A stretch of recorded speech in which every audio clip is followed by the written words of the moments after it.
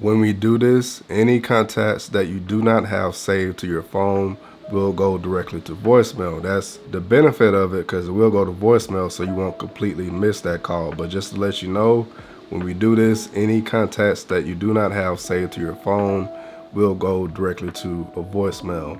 There's another method to do this, hopefully with your phone carrier. I have T-Mobile and I did a video on T-Mobile. So we're going to start with the iPhone here. So just go to your settings. From settings, go to your phone option. Now I'm gonna have to cover up so I don't give away my wife's number, y'all. When you select the phone option, go ahead and select the silence unknown callers option, and we're just gonna turn that on. Now on the Android side, we just gotta select the phone option, like the actual phone app.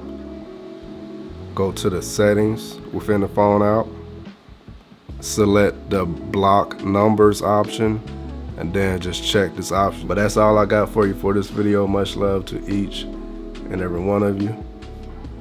I'm your downloading pirate, and I'm out.